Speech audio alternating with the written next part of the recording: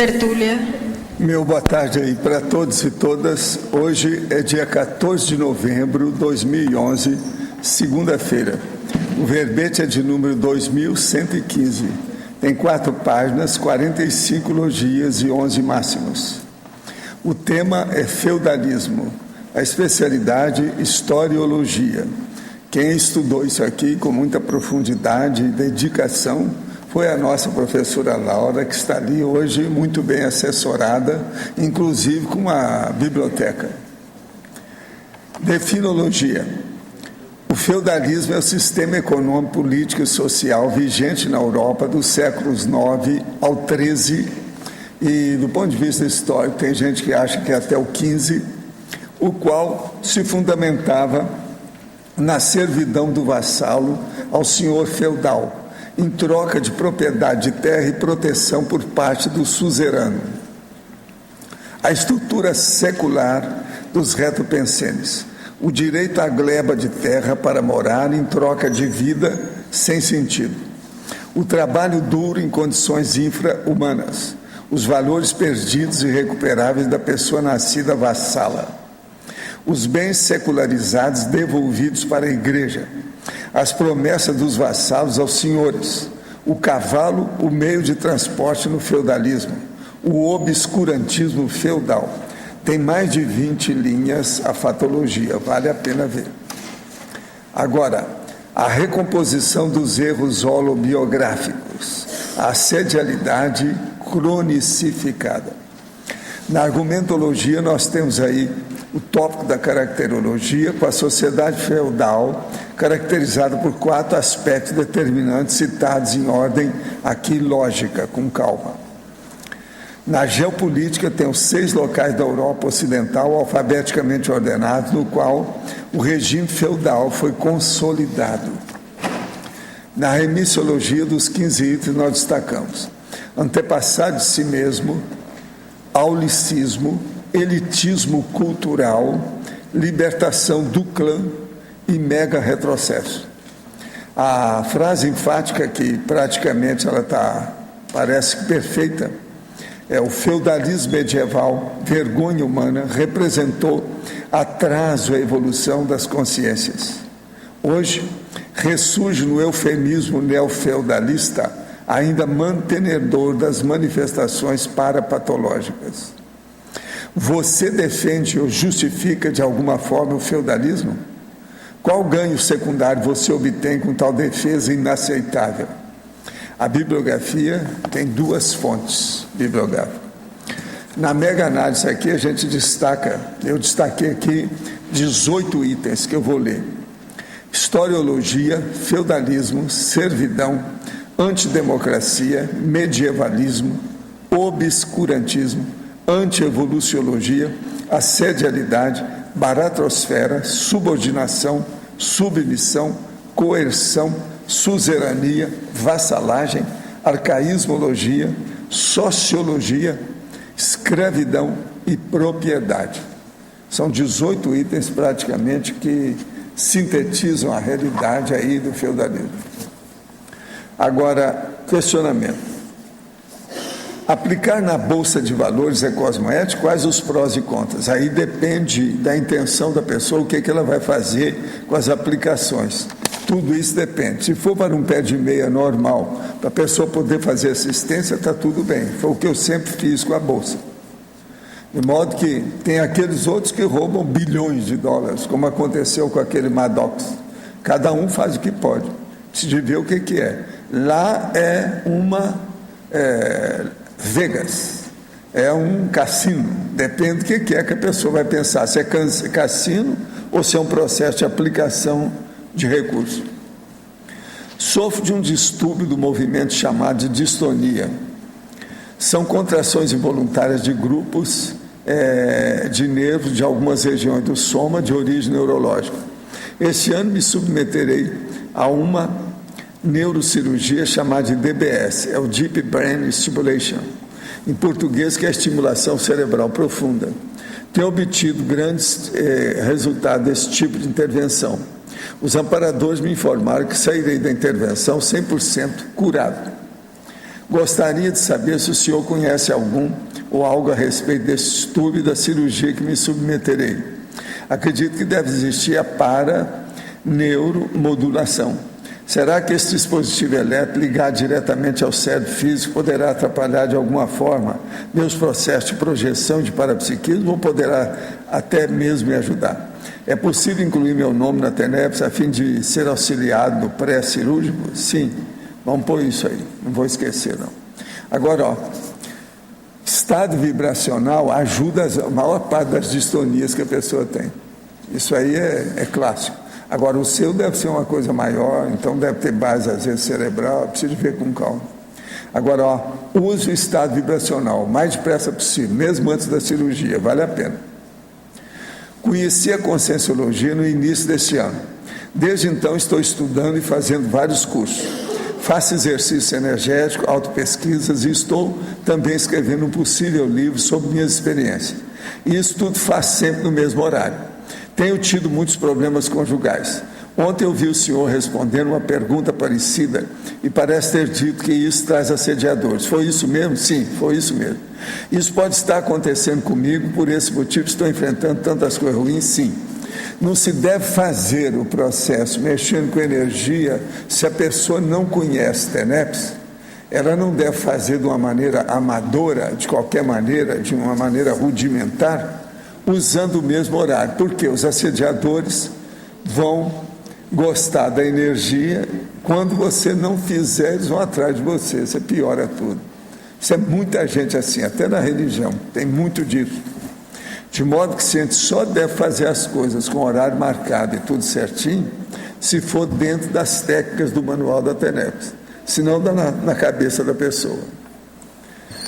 Trabalho com crianças de 12 a 14 anos. Estou anotando o crescimento delas, não só relacionado com a escola, mas também nas questões familiares. Já escrevi para o senhor a respeito do que quero publicar. No meu trabalho, falo dos pensenes e uso a conscienciologia para o desenvolvimento delas e, com isso, sinto bem melhor a cada dia. Antes tinha desgaste energético, agora não tenho cansaço e sinto-me disposta o tempo todo. Hoje consigo alguma informação para escrever. Onde consigo alguma informação para escrever? Livro de educação focada na consciência, com base na conscienciologia. Olha, seria bom você ver mesmo o CD-ROM da enciclopédia. Lá tem muita coisa. Procura educação e outras coisas mais. Agora, para a nossa verbetógrafa, o que me intrigou foi o seu interesse justamente pelo feudalismo, uma fase tão específica da nossa história. Lendo a fatologia, era como se fosse uma visão panorâmica pós-dessomática, com tantos detalhes. O que a levou a se interessar tanto por esse tema? Você sente como se estivesse ainda fixada com o holopensene pessoal do feudalismo? Não, não me sinto. Na verdade, antes de começar a tertúlia, eu falei assim para o professor Valdo: só tenho uma pergunta que espero que ninguém me faça, e essa mesma. Aí não, então, na verdade eu queria fazer um verbete sobre monarquia, que é mais o assunto que eu estudo mesmo, e o professor Valdo me sugeriu fazer sobre feudalismo, porque o feudalismo seria a antessala dessa monarquia, né? Então comecei a estudar o feudalismo e fiz o verbete de feudalismo por esse motivo. Agora, gostei muito de estudar esse assunto. Eu não sou historiadora, mas acho que é muito interessante, porque na verdade foi a base dessa monarquia, foi todo esse processo feudal mesmo. Então achei bem interessante de estudar. Vocês aí, feudalistas e ex-suzeranos, vocês podem falar aí, ó, Alindário, por favor. Então, aqui na fatologia, a terceira linha da fatologia, e continua na quarta, né? As almas gêmeas das almas. As algemas das almas. Então, a algemas é aquele objeto que amarra as duas munhecas das mãos, né? Então, o processo feudal ele estava basado em uma lealdade do vassalo para o senhor feudal. Essa lealdade, ela não era chamada de escravidão, mas na verdade era uma escravidão total. Então, coloquei almas, as almas seriam as almas dos feudos, perdão, do senhor feudalista, e a alma do vassalo. Então era uma interpretação enorme entre eles dois. Aí eu quis colocar essa metáfora. Ah, sim, a metáfora. A gente não pode esquecer nunca, Lindário, que no feudalismo é que fixou o processo do nascimento, que é o sangue azul e o sangue vermelho. Então, por exemplo, o cara nasceu pobre, ele vai ser pobre até morrer, não adianta nada que ele faça. Se ele nasceu rico, ou se é de uma nobreza ou maior, ou qualquer coisa nesse sentido, ele vai ser assim até morrer. Então, veja, é uma loucura total do ponto de vista sociológico. É falta, em sociologia eles dizem... Agora, o pior é a gente pensar que isso foi do século IX para cá. É a falta total... Não é coisa antiga demais, não. A mobilidade social, em sociologia, eles chamam... É impossível a pessoa ascender de uma classe para outra. Eu tenho uma frase aqui que eu não coloquei no verbete, mas depois coloquei aqui as minhas notas, que fala assim, ela é define muito bem isso que o professor falou agora. A classe social estava literalmente no sangue. E não tinha como mover, não tinha possibilidade. E você fala no crescendo também, fala a mesma coisa, né? Crescendo. Não fique confundindo a Laura com qualquer coisa de feudalismo ou monarquia, que olha, a roupa dela não é dessa época. Lá no crescendo você fala, o crescendo social inexistente, que é a mesma coisa, é falta de mobilidade, tá certo. Agora depois na sexta linha, sim, tem o feudalismo carolíngio. Você podia dar uma aprofundada? Sim, o feudalismo carolíngio, Arlindo, era um período dentro do feudalismo, quizá é o mais destacado que tinha. Ele foi depois do Carlos Magno, não foi, Milena? Ou antes do Merolíngio, e aí na maioria dos livros que a gente estuda sobre feudalismo destaca mais esse período. Simplesmente é o período do Carlos Magno. Tá, do Carlos Magno. E depois na oitava e nona, os poderosos debiloides. Podia dar exemplo, por favor? Então, os poderosos debiloides eu coloquei, tem até na mesma fatologia eu falo dos cruzamentos sanguíneos no contexto do feudalismo, né, que seria assim uma explicação desse outro, porque nessa época, tanto na monarquia como no feudalismo, existia muito casar irmão com irmão, primo com primo, e aí aconteciam nascimentos de pessoas com problemas mentais, etc. Então, por esse motivo, coloquei. Tá, ok, obrigado, hein? Obrigada. Laura, na página 25, na fatologia também, na quinta linha. Sim. No começo está o neofeudalismo da era pós-moderna. Você pode falar disso? Então, João Paulo, incluso eu destaquei esse processo do neofeudalismo na frase enfática, porque existe o neofeudalismo, ele está no dicionário, tem descrição, que seria um tipo de feudalismo que eles chamam de novo, mas na verdade não deixa de ser a mesma coisa, a mesma vergonha humana, porque ele mascara a ditadura, mascara manipulação dentro da política. Então eu quis destacar porque as pessoas podem pensar, bom, o feudalismo já aconteceu e já foi. Não é verdade. Ainda tem o neofeudalismo que mascara outro tipo de feudalismo que aconteceu hoje no século XXI. Mas você pode assim falar assim alguns exemplos assim latentes assim que a gente... Ditadura, por exemplo, João. Ditadura é catalogada como neofeudalismo. Hoje temos ditadura ainda no planeta. Laura, sim, página 24, fatologia, sim. Linha 5 de baixo para cima. O surgismundismo humano planificado. Você podia me dizer qual é a relação com o tema? Bom, eu entendo aí ainda o surgismundismo como uma coisa bem... como é que eu posso falar isso em português? Existe a palavra cutre?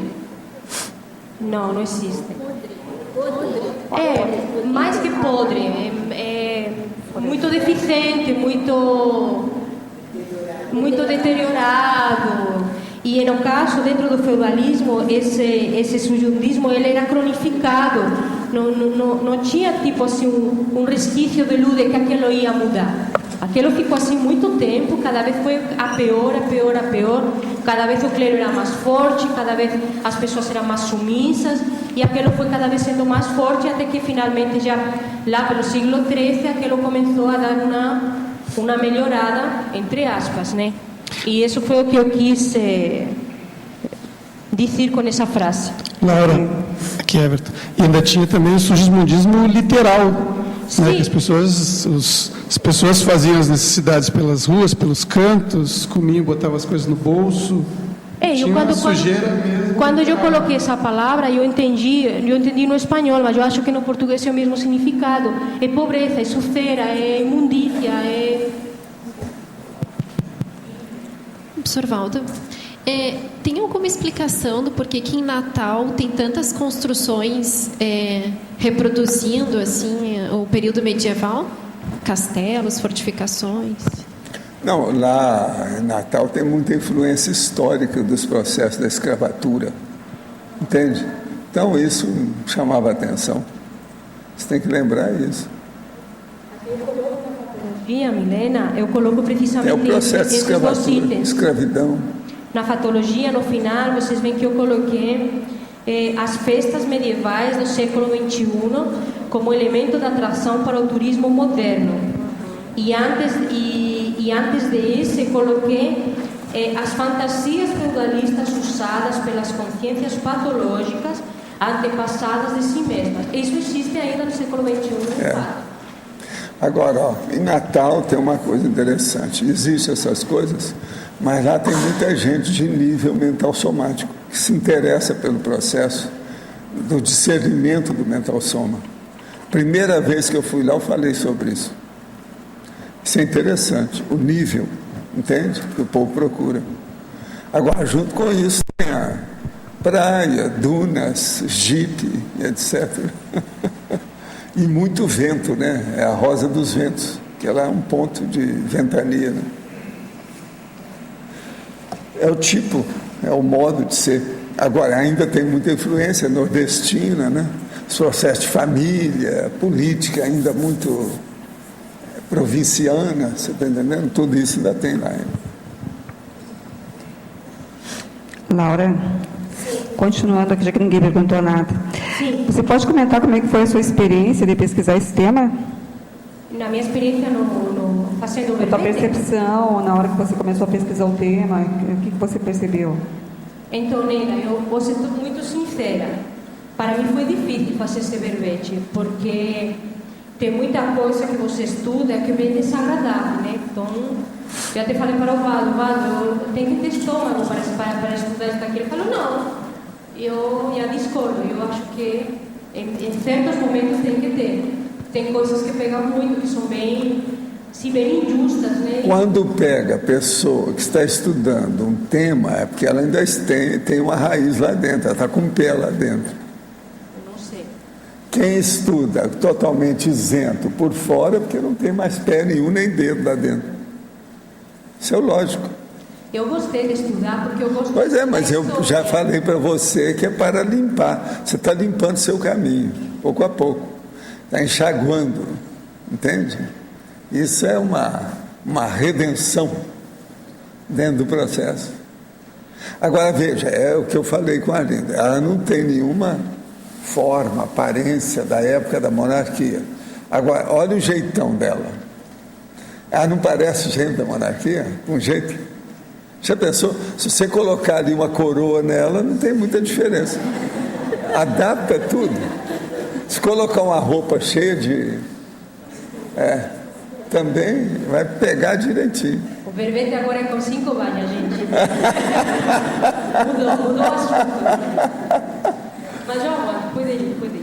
Mas ela leva essas coisas até com muito bom humor, eu acho. Você está sabendo tirar bem a situação de letra. Tira de letra. Mas então, Neila, foi interessante, mas também foi um pouco desagradável às vezes. Sobretudo tem passagens do feudalismo que explica coisas da também, e eu gosto muito do animal, então essa parte aí para mim foi um pouquinho mais complicada. Não, e é o que você escreve, o feudalismo era dirigido por cavalo, né? O cavalo embaixo e o cavalo em cima, quer dizer, o cavaleiro em cima. Eram 2 cavalos. É o binômio. Sabe? Cavalo, cavaleiro. Só para acabar de responder a Neida, o saldo foi bem positivo, Neida. Acho até que pela minha pesquisa de monarquia, eu precisava mesmo de pesquisar feudalismo. Inclusive, nós vamos ter um curso sobre monarquia no final de janeiro. O curso se chama Profilaxia das Posturas Monárquicas. A primeira aula vai ser da Milena Mascarenhas, que é historiadora, e ela vai falar do feudalismo como antessala da monarquia. Porque realmente, para a gente entender bem o processo da monarquia, a gente tem que colocar o cavalo dentro do feudalismo, para entender. Laura, aqui no ar, aqui em cima. Eu queria falar, você falou aqui do ideal cavaleiresco, ideal da cavalaria, que é aquela honra do cavaleiro medieval que marcou todo aquele período, né? E marcou também os samurais do Japão, no mesmo, mais ou menos, que era igual. Você chegou a levantar alguma coisa disso? Não, eu estudei esse processo da honra, que era bem sério, né? Na verdade é assim, o pacto do senhor feudal com o vassalo era baseado na honra. A palavra tinha muito valor naquela época, então tinha um ritual que era assim, tinha vários rituais, mas o mais falado nos livros, assim, nas pesquisas, é o senhor abria as mãos, colocava as 2 mãos assim, abertas, o vassalo ficava de joelhos, obviamente, né? E colocava suas mãos assim, na mão do senhor, oferecendo para ele a lealdade, o trabalho dele, etc, etc. E aí, se o senhor fechava a mão, aí o pacto ficava fechado. Ele aceitava o vassalo como dava proteção para o vassalo, morar nas terras, etc. Mas aquilo não tinha contrato no papel nenhum. Então era só pela honra mesmo. Era a palavra que valia e que tinha o valor. E os cavaleiros, no caso dos cavaleiros, o que acontecia? Cavaleiro, na verdade, era só vassalo real, porque tem o vassalo e tem o vassalo real. O vassalo real, ele era vassalo ou de um rei ou de um imperador, mas ele era vassalo também. Só que ele, a sua vez, tinha outros vassalos que não eram vassalos reais. E esse vassalo real, ele tinha a obrigação de ir para a guerra, né? Para defender a honra e as terras exatamente do rei. Então, tudo tinha a ver com essa honra, esse pacto entre cavalheiros, todo girava em torno disso. Sim. Aqui, uma pergunta. No século XII foi redigido a Carta Magna. Qual a sua opinião a respeito disso? Então, Cris, da Carta Magna eu não aprofundei muito, mas eu vi alguma coisa. Inclusive, eu vi aqui num filme, um DVD que o Jarbas me deu, bem interessante. É chama, como é que fala em inglês? Inside the Medieval Mind. Então, aqui eles falam um pouco dessa Carta Magna e foi o único que eu pesquisei, que eu vi. A Carta Magna, ela foi, na verdade, aconteceu assim, no final já do século XIII, aconteceu uma peste muito grave na Idade Medieval. E essa peste matou a maioria das pessoas. Então, o que aconteceu? Os senhores feudais encontraram que não tinha mão de obra para trabalhar as terras deles. E aí os vassalos começaram a pensar, bom, agora nós somos muito necessários, somos muito poucos, vamos ver se tem a possibilidade de mudar um pouco esse processo do feudalismo. Eles começaram a pensar, bom, será que a gente não pode receber dinheiro por o trabalho? E ao mesmo tempo que isso estava acontecendo, essa pequena rebelião entre vassalos, os barões, que eram vassalos reais, decidiram escrever uma carta onde eles pediam para dividir o poder do rei, né? Para diminuir o poder do rei, colocar um limite no poder do rei. Então, foi o que eu estudei sobre a Carta Magna, foi mais ou menos isso aí. Aí, o que eu também eu observei, mas isso aí, claro, não dá para afirmar, mas tem alguns historiadores que falam que foi a partir daquela Carta Magna que começaram a se criar parlamentos, um pouquinho mais de democracia dentro da monarquia. Perguntava por isso, porque eu também não sei muito a respeito, mas tem a ver com a procura do respeito dos direitos conscienciais. Sim, só que assim, eu acho que mas acho que não era muito forte, mas... Não, mas é assim, é importante na história essa carta quando se fala de direitos, de parlamento, mas eu acho que ainda é muito eufemismo, porque era tudo ainda muito... A época mostra que realmente Não dava, não, mas... Não era, imagina, a democracia na Idade Média não existe. Tá não bom. tinha, né? Na definologia, página 24, terceira linha.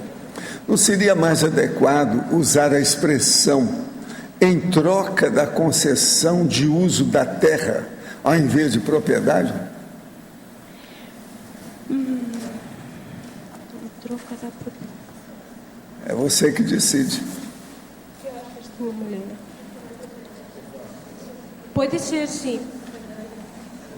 Porque, na verdade, era propriedade, mas não era propriedade. Mas, na verdade, eles não podiam vender, mas eles usufruíam desse pedaço de terra. Pois é, mas a terra aí do caso envolvia, de qualquer maneira, o conceito de propriedade, devido ao chefão. Eu tirei essa definição do dicionário. Não, a gente, só para atender a galera, a gente põe aqui, no servidão, na servidão do vassalo ao senhor feudal, em troca da propriedade de terra e proteção por parte do suzerano.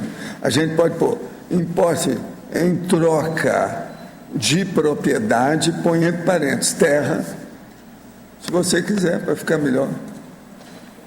Pode ser, o significado não vai mudar, é a mesma coisa. Que é propriedade, aí envolvia não só terra, não tinha outras coisas. Pois é. Mas a gente põe entre parênteses aqui, só para chatear. Aí atende todo mundo. Ok. O senhor conheceu o fundador da Sociedade Brasileira de Eubiose? Não, pessoalmente não conheci. Agora, gente, hoje é dia de um companheiro aí que tem trabalhado muito conosco e ajudado muita gente desde que ele chegou aqui, rapazinho. É o Marcelo Pasculin, que está fazendo 17 anos hoje.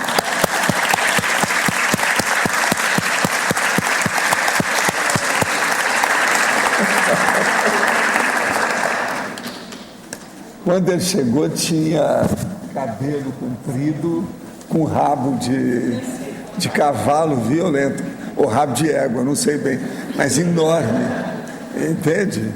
Agora, rapazinho ainda, mas muito cheio de vida, trabalhando aí, ó. Quantos anos já faz, Marcelo?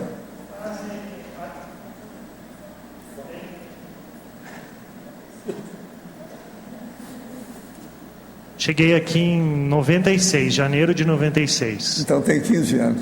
Né? A fera, é um homem. Olha lá. Mas não era tão comprido assim esse rabo de cavalo. Não, era o mais comprido do povo todo tinha aí, matéria de homem. É bem mais comprido que a minha barba. Lá atrás. Agora a sabedoria já está chegando. Que é assim. Não, você já está com umas entradas. Isso aí não era muito comum na época, não.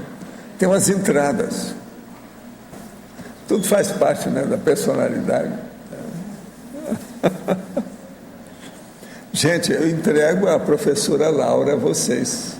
Olha bem. Quem é que vai agora enfrentar o feudalismo? Olha, é bom vocês falarem nisso. Esse assunto mexe com a maioria de vocês. Só assim uns 80%. Na página 25. Sim. A segunda linha, eu achei o máximo que esse vassalo fazia, que o senhor fazia com os vassalos. O direito legítimo do senhor sobre a noiva do vassalo. Impressionante isso. Mas você achou impressionante em que sentido, Arlindo? Não, é impressionante. Tem que explicar, né? Impressionante no sentido negativo, é lógico. Ah, tá, tem que... Impressionante. Então, esse era um dos direitos que o senhor tinha, né? Primeira coisa, ele precisava do consentimento do senhor para casar. Se não tinha o consentimento, não podia casar. Se ele queria casar fora do feudo, ele tinha que pagar uma taxa. Mas mesmo assim, uma vez casado, a primeira noite, com a mulher não correspondia ao marido e sim ao senhor feudal. Agora, só na caracterologia última aqui, na propriedade, se podia aprofundar esse parcelamento máximo do direito de propriedade? Sim. Esse conceito de parcelamento, ele faz referência à divisão de terra. Tá? Então, como é que acontecia esse processo? Primeiro, tinha os laços, né? Esses laços, como eu falei antes, eram sem contrato, eram baseados na honra. Aí depois tinha a propriedade, que ela era dividida no máximo de pedaços, porque mais pedaços, mais vassalos que iam trabalhar, mais que aquela terra ia produzir, certo? Aí depois tinha a hierarquia dos direitos, né? Em relação a hierarquia das relações das pessoas eram relacionadas à hierarquia da divisão das terras. Então, para dividir a terra também tinha uma hierarquia estabelecida pelo senhor feudal, né? No caso.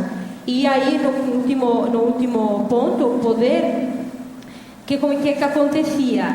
Depois da caída do Império Romano, as cidades elas começaram a se centralizar em espaços mais pequenos.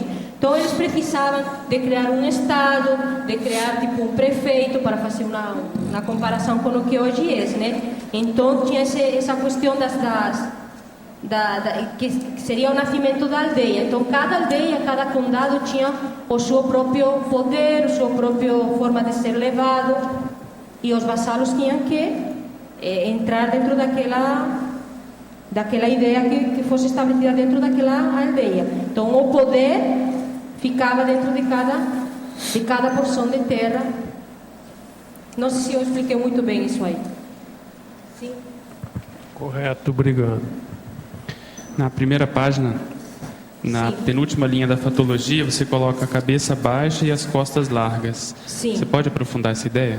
Então, quando eu falo de costas largas, me refiro a uma metáfora daquela pessoa que aguanta tudo, que suporta tudo, né? Então, vamos pensar que um vassalo não tinha que suportar, né? Todo. Não era só trabalho físico, era assédio moral, era falta de liberdade, era submissão total, né? Então, a pessoa tinha, por uma parte, essas costas largas de aguentar tudo aquilo que ela tinha que aguentar, e por outra parte, ela tinha que ficar de joelho, totalmente submetida à pessoa que tivesse uma hierarquia maior que ele. Aqui no caso, a gente pensa no vassalo como o senhor, mas tem também o vassalo real. O vassalo real geralmente era um conde, era um duque ou era um barão, mas ele também tinha que ter essas costas largas e essa submissão perante o rei ou perante o imperador. Então, sempre nessa hierarquia, sempre essa situação.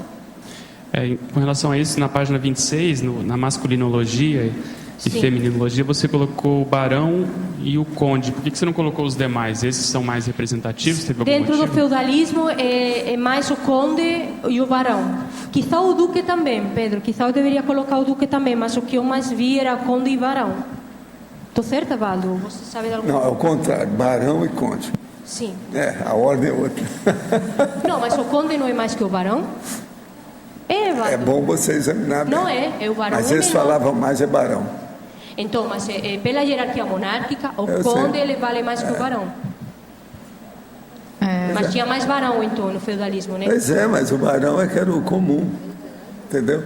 Laura, que na escada. E outra coisa, não havia a vassala real. Não. Porque eram as cortesãs, ou seja, as prostitutas do povo. Laura, aqui na escada, atrás de você. Letra B. Só com relação a esse termo de costas largas, porque também ele tem uma acepção de poder, né? Então, às vezes a pessoa, por exemplo, aquele prefeito, todo mundo denuncia ele, mas não acontece nada porque ele tem as costas largas, ou seja, ele tem gente que protege ele nesse aspecto, né? Que aí não tem a ver com ser vassalo, pelo contrário, né? Dele ter conhecimento, né? Protegido. Entendi. Porque nesse sentido aí, é só essa acepção que tem também, né, desse aspecto. Tem vassalos que são protegidos, assim, gente, né? ele se submete, mas ele tem às vezes muito mais aguante que o próprio senhor, porque o que ele aguanta era muita coisa, né? Mas, mesmo assim, existem os protegidos do rei, os vassalos que podem ter. Sim, também, claro. Mas, na verdade, a proteção que o Senhor dava para ele era uma proteção, assim, era a muralha do castelo, não era assim, tanta proteção. Isso de modo geral, mas eventualmente poderia ter. Hoje ainda existe o SUS. Olha o trabalho que está dando isso.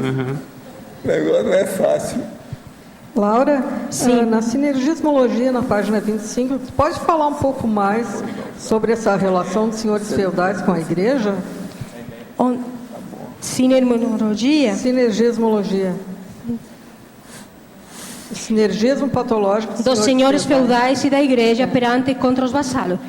É assim, quando você estuda feudalismo, você vislumbra que tem três partes da pirâmide. A primeira é o clero, a segunda é a nobreza, que entrariam os reis, os imperadores, os barões e os condes, e a última aí seria os vassalos, né? Na verdade, os vassalos eram os que mantinham tanto a nobreza como o clero através do trabalho. Então, esse sinergismo eu coloquei que era patológico no caso da igreja e da nobreza, porque eles faziam pinha, faziam força, o clero e a nobreza, para que os vassalos estuvieran mais sometidos, para que trabalharam mais, para que produziram mais, para que pudieran manter o nível de vida que eles tinham.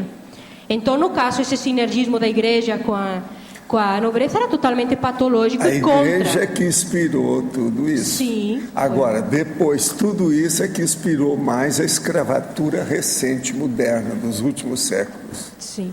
Então, a escravatura é justamente isso. A casa grande, a senzala. Entende que é a monarquia e a plebe. Mas ficou claro, Cris? É o sinergismo do clero e da monarquia contra os vassalos, para eles terem mais lucro e mais poder ainda. Porque não podemos esquecer de uma coisa, no período medieval, o que mais força tinha era a igreja. Eles dominavam o povo através da desinformação e do medo. Então, incluso neste filme, neste documentário, aparece dos filmes, fala da mentalidade da Idade Média. Então, como é que eles pensavam? Então, eles não pensavam, eles eram pensados pela igreja, eles só tinham medo de ir para o inferno, de ser torturados, de ser pegos, de ter uma ideia que não ser queimado. Ser queimado, ser decapitado e coisas muito piores, porque a especialidade das torturas da Idade Média dá outro verbete. Excomunhão. Excomunhão. Excomunhão também. Então... A vergonha que tudo isso ainda existe até hoje.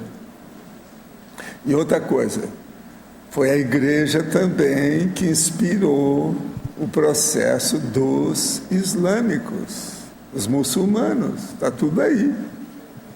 Agora, o J. Cristo está atrás disso tudo, coitado. Até que ponto que ele tem culpa, né? Na verdade, se vocês param para pensar, esse feudalismo, ele criou as bases de todas as injustiças que hoje a gente tem. Tem. Não é, Valdo? Muita coisa ainda tem, mas é que antes dele o processo todo era a igreja, né? O negócio vem de longe. Você veja bem, os muçulmanos eles foram criados pouco antes do século IX, não foi? Como é que é?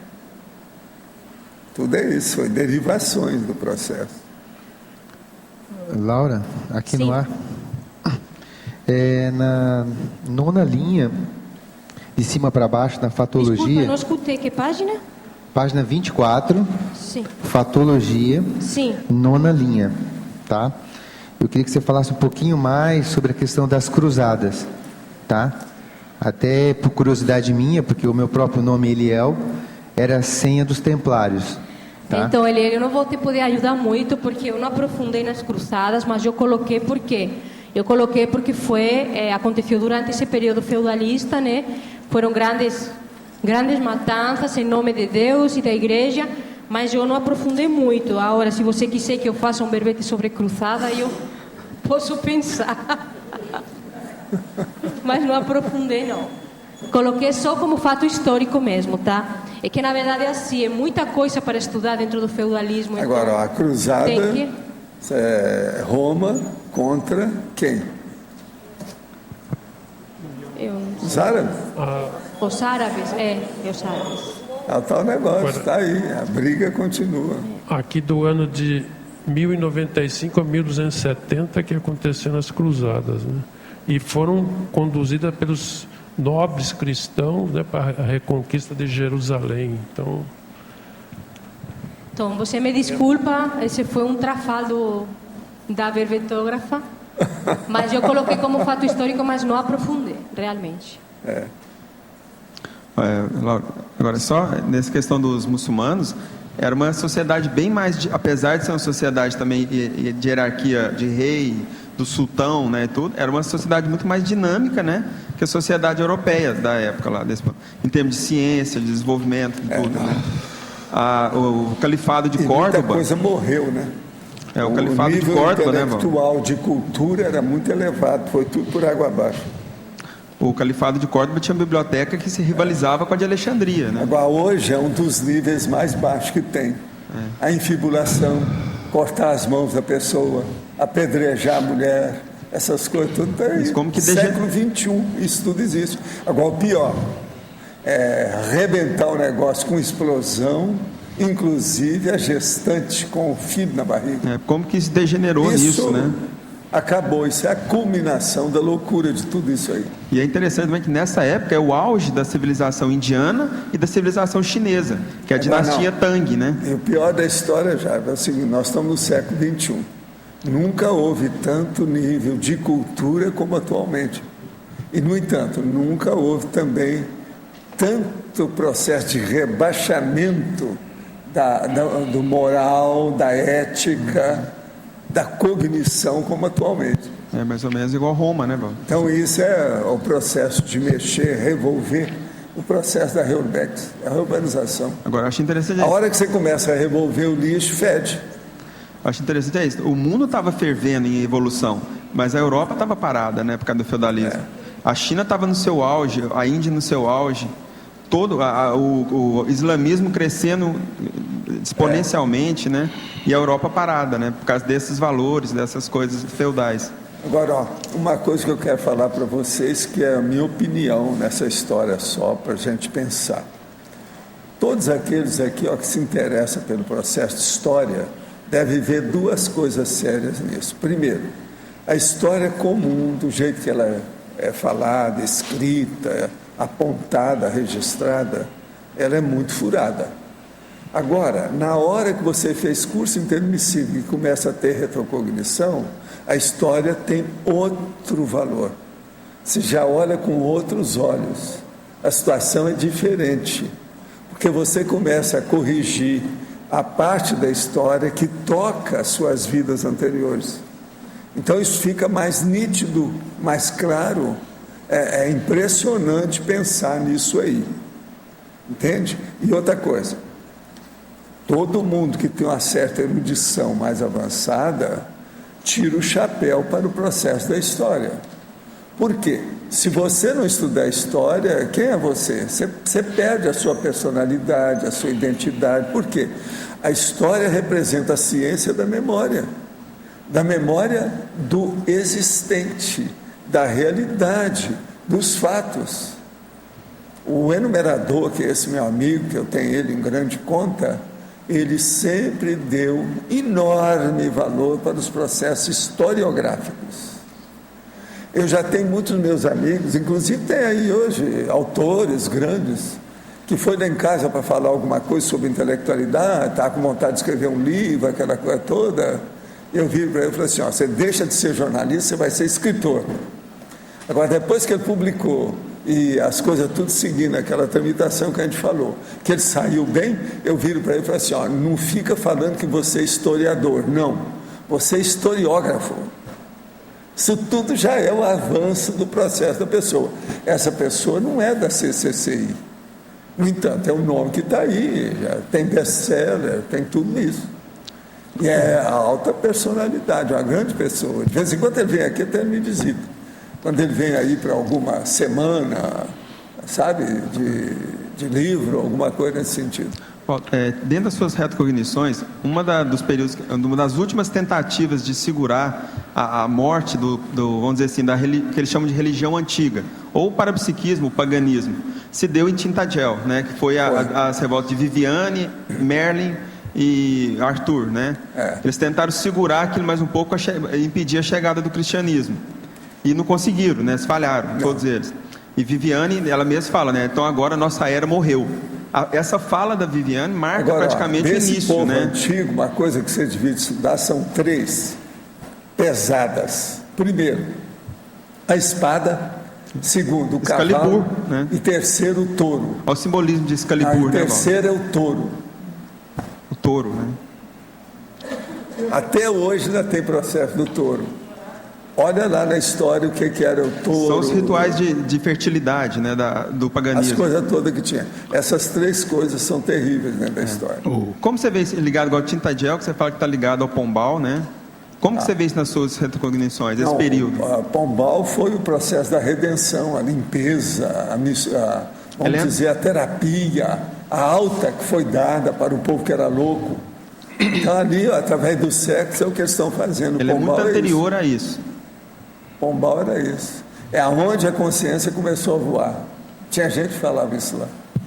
Professor. Valdo. Que é a volitação. Professor. Poderia acrescentar pouquinho a pergunta que fez o Eliel? O negócio das cruzadas é totalmente contemporâneo com o surgimento do castelhano dentro da Espanha. Foram os dois, mais ou menos em torno do século XI, onde praticamente teve a sua... Aí que ela fala do feudalismo. Onde praticamente começa o processo do castelhano dentro da Espanha. A tal ponto que quem fez ou seja, quem foi que proclamou a primeira cruzada, que foi Urbano II, que era um papa francês de muita, vamos dizer assim, influência dentro da Europa da época, ele fez o concílio de Clermont no ano 1095, e nesse concílio foi onde foi proclamada, até por uma excelente, vamos dizer assim, oratória desse papa, a primeira cruzada. E o nome da cruzada foi porque naquele momento o pessoal começou a rasgar as roupas e começaram a fazer uma forma de cruzes vermelhas que colocaram no corpo e no qual eles começaram praticamente como voluntários nessa primeira cruzada. Agora, a Espanha, naquele momento, foi o único vamos dizer, das áreas de monarquia que não foram obrigados a participar da primeira cruzada. Por quê? Porque o rei Alfonso VI, que foi que tinha unido os reinos de Castilha com Aragão naquele momento, ele fez justamente um acordo com o Papa para começar o que na Espanha foi chamado como o processo da reconquista.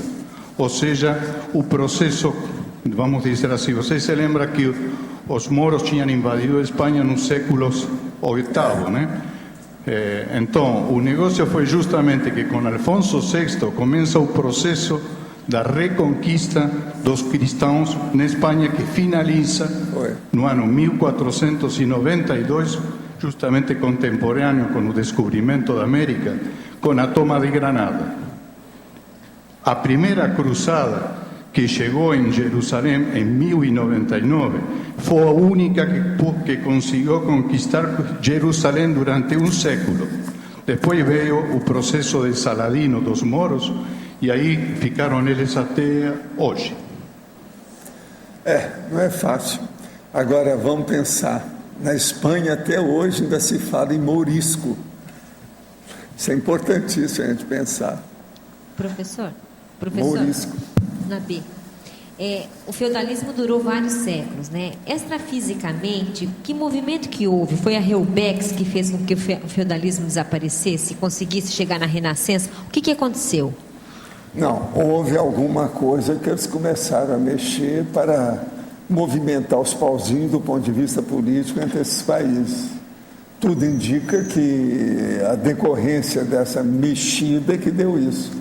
Mas o problema é que não tinha jeito de melhorar enquanto não fizesse as reformas das comunex, sabe, atrasadas. Então foi Reubex Agora mesmo. você vê, então foi alguma coisa nesse sentido. Agora veja, se vocês começarem a pensar que todos esses movimentos políticos e religiosos e até artísticos, eles criam reuniões com os réus. No caso hoje, naquela ocasião não era com os réus, mas o que equivale na ocasião, com os réus, que criavam com isso conglomerados, aldeias, você está entendendo? Povoado extrafísico, que eram as comunex atrasadas. Então a primeira coisa que tinha que fazer era acabar com as raízes desse mal extrafísico para que o negócio começasse a melhorar aqui.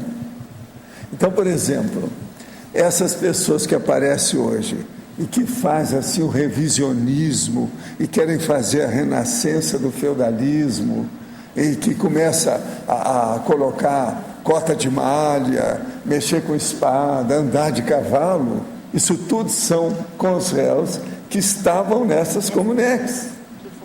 E elas foram colocadas para cá. Foram afastadas, né? Por quê? Muitas dessas não são assim consciências tão criminosas, fascínoras ou genocidas, não. São mais ou menos, são bobocas. Muitos desses eram levados, devido ao processo do próprio feudalismo, na condição de escravos, né? Submissos, genuflexos a situação. Então, essas pessoas aí, muitas delas, o negócio é esse. Agora, professor, o Zéfiro acompanhou essa coisa de desmantelar alguma comunex? Desmantelamento? Não, eu visitei uma série de comunex, como o Valdo, fora do corpo, entendendo? Nessa vida. Eu fiz isso muito na década de 60 e 70. Agora, uma coisa que é impressionante é que quando eu fui no início, em 60, na década de 60, certas comunex que haviam, que tinham uma certa relação com o Rio de Janeiro, porque eu tinha ido para lá, entende? Elas, com o tempo, já na década de 70, começaram a ser desativadas. Agora, algumas dessas não existem mais. Eu sei porque, passando algumas décadas, aí 2, 3 décadas, eu nunca mais encontrei. Aí eles me falaram, não, essas não existem mais.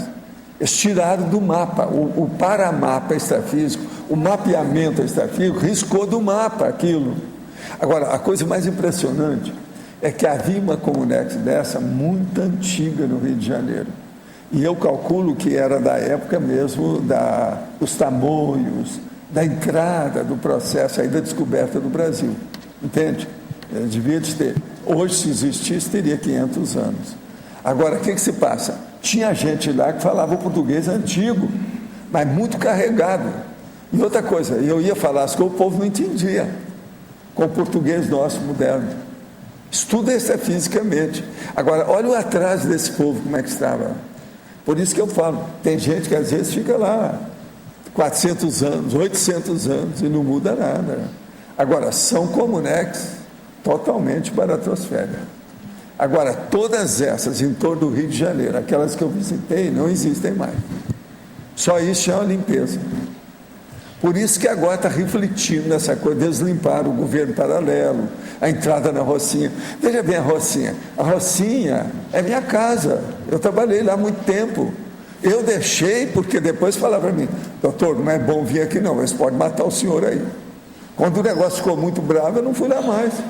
Eu dava remédio, atendia o povo. Agora, naquela ocasião, já tinha mulher que você encontrava no meio da rua, tudo assim, a gente tinha que atender. Você ia olhar, era alcoolismo.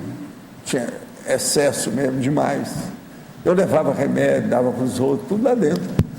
Eu trabalhei uma boa temporada, até que os próprios falaram para mim, sabe, os próprios atendidos, os assistidos. Doutor, não é bom o senhor vir aqui não, que o ambiente está ficando muito pesado. Está sem segurança nenhuma para o senhor, porque lá não havia segurança nenhuma, o negócio era o léu, de qualquer maneira, naquela ocasião. Agora, tinha mais gente que atendia, não era só eu.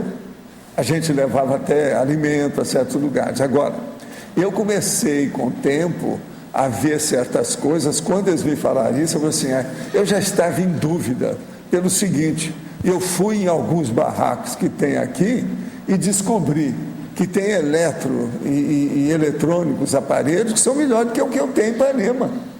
O ambiente aqui está superior, não é o de Uberaba. Em Uberaba o povo era pobre mesmo, sem relação. Aí não, a situação já tinha nível, já tinha conforto. Outra coisa, descobriram lá um verdadeiro palacete desse NEM que estava lá na Rocinha. Tem tudo lá dentro, NEM. Então veja, o meu negócio é da década de 60, 70, entende? De lá para cá, esse negócio cresceu demais. A Rocinha dobrou o morro, aquele negócio todo invadiu, juntou com o Vidigal. Tudo aquilo eu conhecia na palma da mão. Eu ia lá. Por exemplo, aquele outro lugar lá que eles agora descobriram que tem uma ossada. Chácara do Céu? Pois é, a Chácara do Céu. Eu estive lá para ver os negócios tudo nessa ocasião. Eu percorri isso tudo lá. Entende? E outra coisa, eu ia de jaleco. O povo sabia que eu era médico, que era um perigo andar por aí. Agora, professor, nessa Herbex que houve, né, na Europa, estando Pombal ali, meio que na supervisão do continente, ele atuou diretamente nisso da Idade Média, do feudalismo, ou teve outras comunex ali que entraram mais pesado? Não, há muita influência de muitos conglomerados de tudo quanto é jeito. Agora, o problema é que é o seguinte, com o passar do tempo, na década principalmente 70, eles começaram a fazer o seguinte, a influência de uma comunex mais avançada, mais evoluída, sobre algumas comunex mais atrasadas. Então, eles começaram a trabalhar como se fosse província e começaram a limpar o povo, a tirar aquilo que tinha. E a gente ia lá, julgava energia para desfazer o ambiente. Então, vinham os técnicos para desfazer aquele ambiente. Porque o processo todo é o seguinte, se você acabar com o cenário, acaba com a ideia da pessoa, ela fica desendereçada, ela perde o caminho de casa. E é isso, então, que era a última coisa que eles iam fazer. Então, ia, quando você via, daí a pouco desaparecia tudo. Agora, tinha lugar que eles não faziam desaparecer, não. Eles criavam um ambiente melhor, de jardim, que era a anti-estigmatização. Mas a maioria não, era desativação mesmo, total. Negócio sério. Tenho 35 anos e sou aluno do IPC. A maneira de evoluir sem constituir dupla evolutiva? O que vocês acham? Alguém quer responder isso aí? Terei que ressomar só para isso? Pretendo não constituir dupla nem ter mais relacionamentos sexuais nessa existência. Não sei se passo por melinho ou se controlo bem as emoções. Onde atuo, não está falando, ele é de Curitiba. Onde atuo existem muitas mulheres e sou convidado para eventos. Evito, a não ser que tenham conotação profissional. Tento ser assistencial intrafisicamente. Faço trabalho voluntário em hospital e dando aulas na periferia da cidade. Tenho sido atacado todas as noites por consciências loucas por sexo. Engraçadíssima essa sua observação. Quando estou lúcido no extrafísico, evito contato com tais consciências. Porém, ainda tenho libido e nem sempre fico lúcido a ponto de evitá-las. Você está querendo fazer o que o catolicismo está tentando há 1500 anos e não conseguiram, que é ir contra a biologia humana. Isso é bobagem. Sexo é igual comida, é igual sono, é a mesma coisa, ninguém foge disso. E outra coisa, a biologia não admite mutilação. Você está querendo ser o celibato, entrar no celibatário total. É besteira isso. Olha aí, o celibatário da igreja, o que é que faz? Faz a pior coisa que tem em sexo, que é a pedofilia. Você vai caminhar para isso? Qual seria o procedimento para me livrar da libido totalmente e não ter mais esses ataques? Olha, isso é burrice. Parece que você andou estudando alguma coisa lá da Índia e do orientalismo. Não é que eles têm essas bobagens na cabeça. Biologia a gente tem que admitir. Você está com fome, você tem que acabar comendo alguma coisa, porque senão nem sua cabeça não funciona. Sexo é a mesma coisa. Se você começar a pensar, olha, tem gente que já fez um levantamento que um menino de 17 anos, se ele está bem de saúde, ele pensa em sexo a cada 7 minutos. Então pense bem como é que é isso em matéria de biologia na vida moderna hoje, mesmo com computador, internet e tudo mais. Será que somente dessomando eu mesmo assim, isso continua? Não. Você estava assim, por isso que você está desse jeito. Você, em vez de pensar o que vai acontecer quando dessomar, pensa o que estava acontecendo antes de você renascer. Aí você vai clarear bem a sua posição. Você está com 35 anos, está na hora de amadurecer, é a hora da encruzilhada. Você vai começar a fazer a execução da sua ProEx. É bom você estudar isso mais. E sexo, meu chapa, arranje uma companheira, o melhor que você faz o mais depressa possível, senão como é que vai ser? Desse jeito você não pode nem pensar em TENEPS, não pode nada. Agora, a primeira coisa que você tem que fazer, você não falou em EV. A sua posição antes de arranjar uma companheira é o EV. O EV é o primeiro para você. Você precisa dominar primeiro as energias. E outra coisa, tira essas besteiradas da cabeça. Isso é infantilidade. Quem tem corpo humano tem que definir a posição. Não tem saída. E o sexo é inevitável. E outra coisa, isso funciona. Eu estou chegando a 80 anos, meu sexo é normal. Não tem nada assim demais. E outra coisa, quanta gente eu conheço nessa idade do mesmo jeito? E outra coisa, você funcionando direito, você não pensa. Nos meus cursos de sexualidade, sexologia, sexomática, como eu falava, eu diria o seguinte, sempre dizia isso. Você usa aí o sexo durante meia hora, para você, nas 23 horas e meia depois, você não pensar mais nisso. É a mesma coisa eu falo aqui para ele. Tem que dar um jeito nisso, porque senão começa a fazer fantasia sexual, fazer evocação, a baratosfera entra na casa da pessoa. Aí ele vai ter uma filial da baratosfera em casa. O fato de ter escrito esse verbete sobre o feudalismo seria para você uma espécie de catarse dos retropensênios, monopensenidade, relativos a essa época, ainda presentes hoje no seu modo de pensar? Não, deixa eu falar. Não tem nada disso. Ela escreveu o verbete porque eu mesmo indiquei, porque ela tem estudado muito Lastanosa, que é lá do processo da Espanha. E ela é boa nessas coisas, porque ela viveu na Espanha, sabe das coisas, não é boba e tem uma bela bibliografia sobre o assunto. Isso é a minha parte. Agora você pode falar a sua. Não, está ótimo.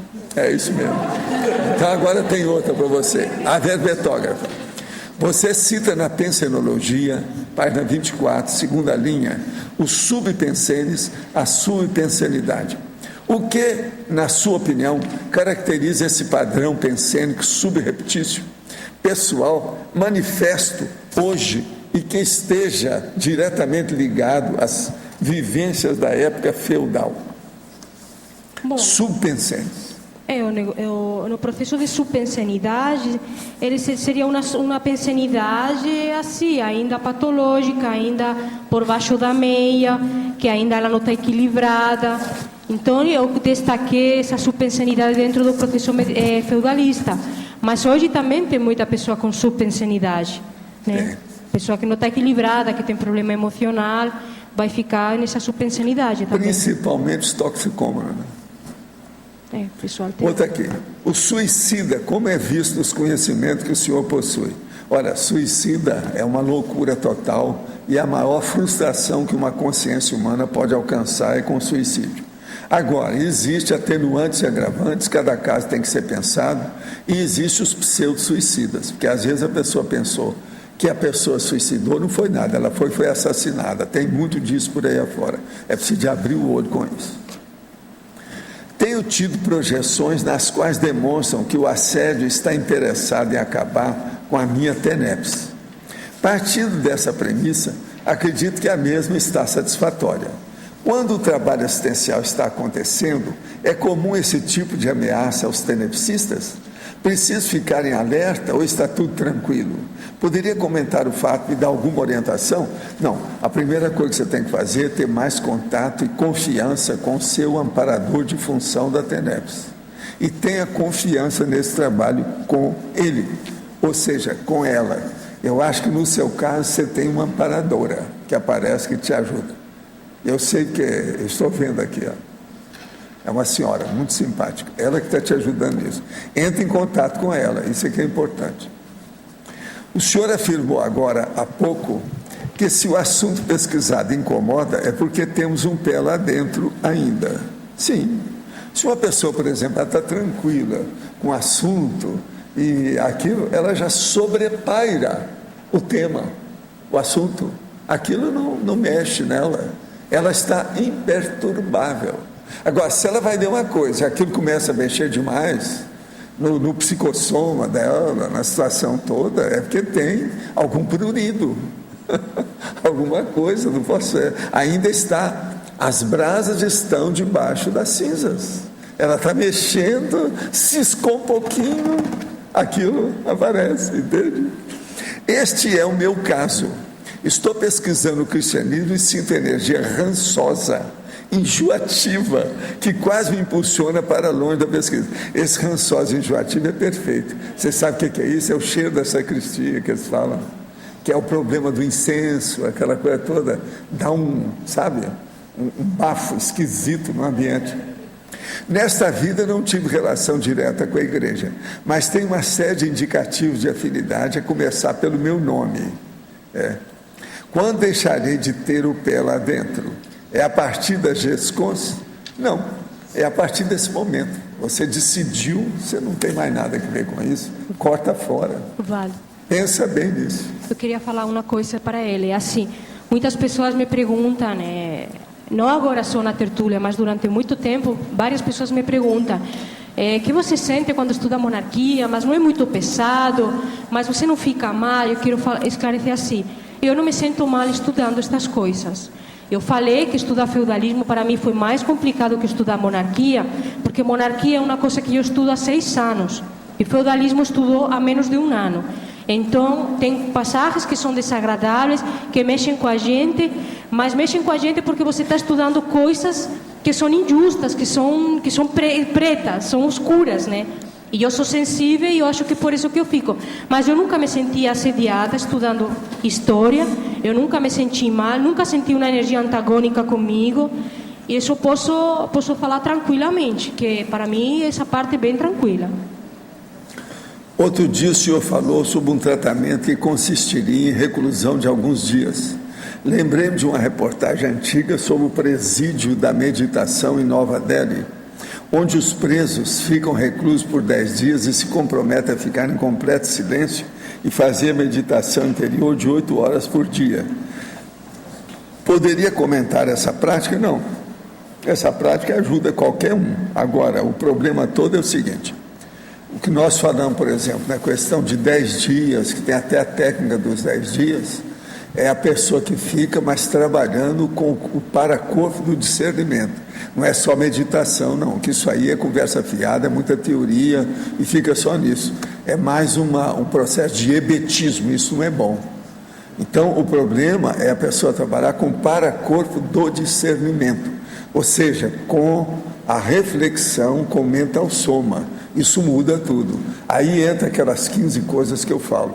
O processo da harmonia interior, equilíbrio, incorruptibilidade, entende? Anticonflitividade. É isso que é importante. Agora, a pessoa ficar só em meditação, isso é bobagem. Meditação, que a gente fala, é fazer imobilidade física virgem durante 3 horas e meia. Isso aí é melhor do que meditação. Então, é diferente, uma coisa é diferente da outra. Esse local para fazer essa reflexão e o retiro de 10 dias, nós não temos ainda ambiente da conscienciologia para isso. É preciso fazer um hotel especializado para isso, isso ainda não foi feito. Estou fazendo o curso integral de projeciologia em São José dos Pinhais. Percebi que tudo que aprendemos depende muito de cada um, o entendimento. O fator idade física tem alguma influência na evolução pessoal? Se tem, o tempo todo, é muito sério. É tanto que a gente fala, a idade física, por exemplo, a infância é a pior fase da vida humana. E a melhor fase é quando a pessoa chega lá pela terceira idade com uma vida produtiva, dentro da verbaciologia. Essa é a melhor época. Se ela manteve lucidez, se ela trabalhou com mental soma, ela fica lúcida. Eu já estou entrando na 4ª idade, estou mais ou menos nisso aí. Não sou a mesma coisa. A minha memória não é mais a que eu havia, fotográfica, elefantina, braba, que eu sempre tive. Mas eu me defendo.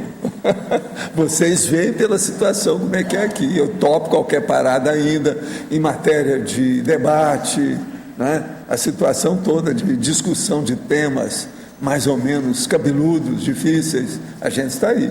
Então o estudo é muito importante na questão da idade. O problema é a pessoa manter o devagar e sempre, e dentro de uma produção intelectual mais ou menos boa, de algum modo. Isso é o ideal. Para isso é preciso manter leitura, essa coisa toda.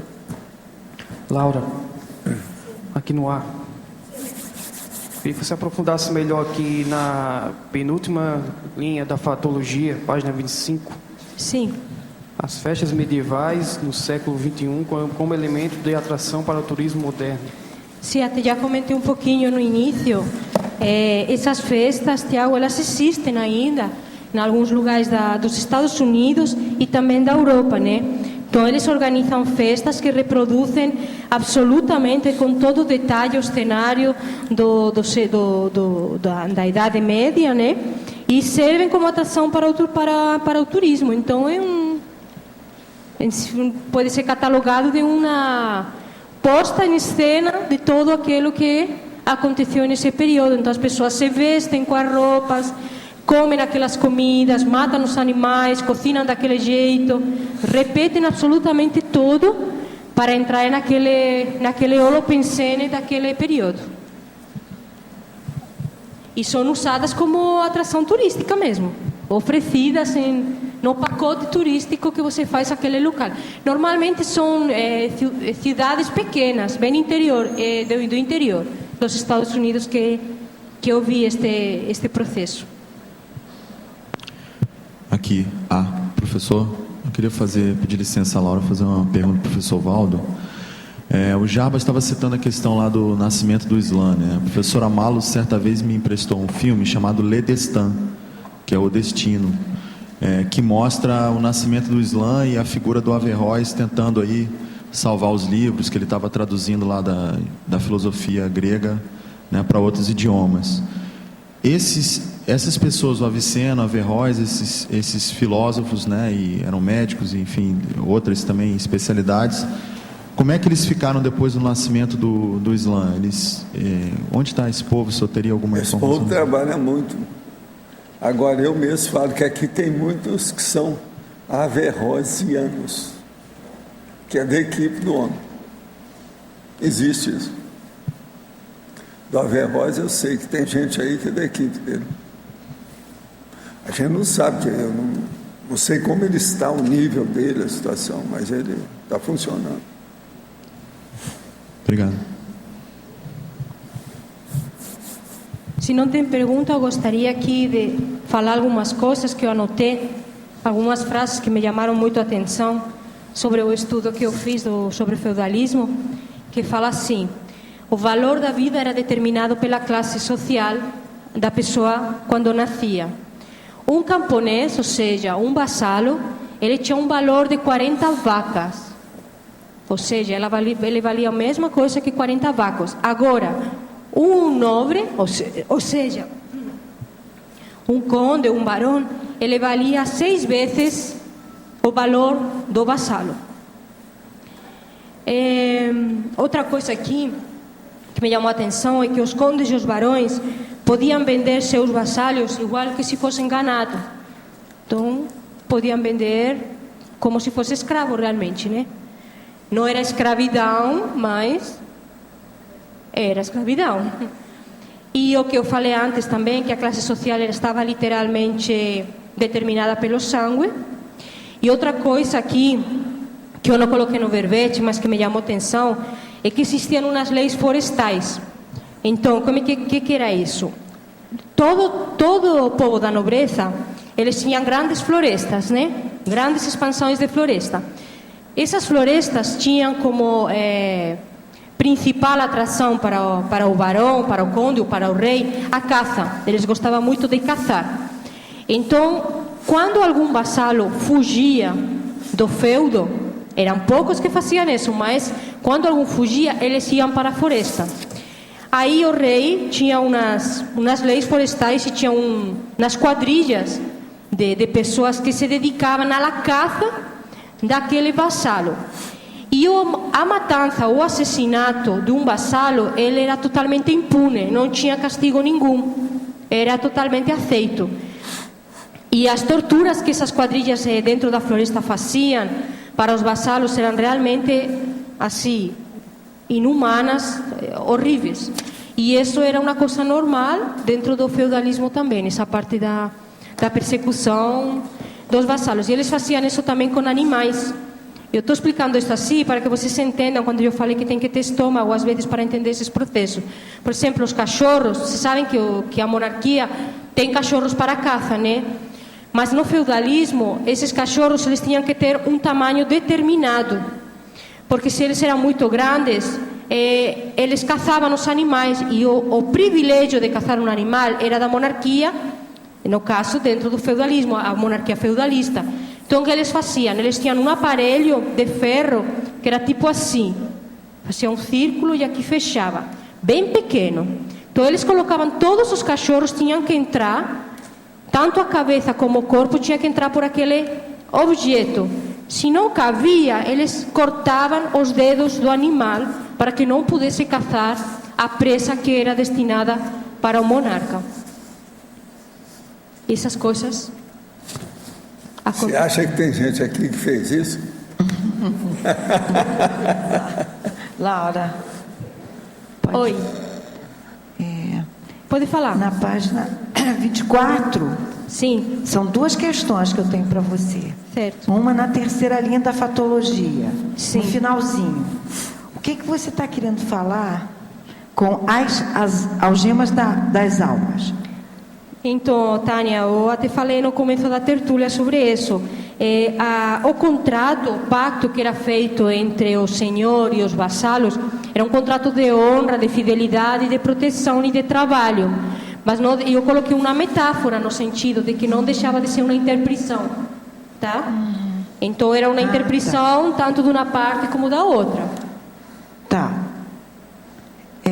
E a outra é a nona, de baixo para cima, também na fatologia, na mesma página, na nona linha, também no finalzinho. Os alfabetizados contra os ignorantes. Você está falando tá, os ignorantes neste aspecto seriam os vassalos que não tinham direito a formação nenhuma, e os alfabetizados era o clero, no caso. Porque os barões, os condes eram tão analfabetos. O clero. No feudalismo, perfeito. No feudalismo sim, Tânia. No feudalismo a parte da monarquia não era muito alfabetizada também, não. Não era.